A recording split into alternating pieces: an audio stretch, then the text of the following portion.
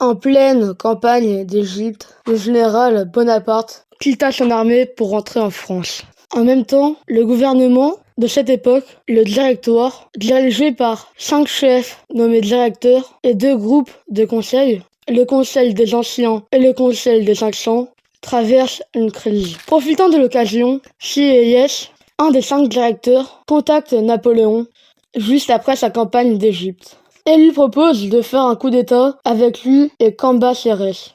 Ce coup d'État se déroula sur 2 jours, le 18 et 19 Brumaire, selon le calendrier républicain.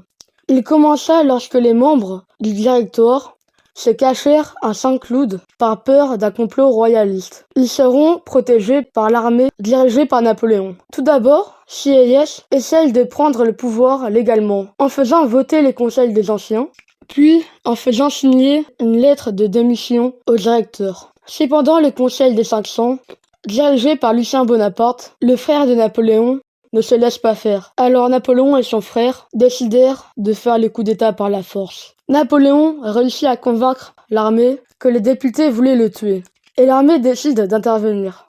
Les députés, pris de panique, s'enfuirent par les fenêtres, et Napoléon met alors en place un nouveau régime, le consulat, avec 3 consuls, dont lui-même en premier. Progressivement, il écarte les autres consuls, et en 1802, il se nomme consul à vie. C'est ainsi que Napoléon réussira à prendre le pouvoir et commencera son avancée vers le trône.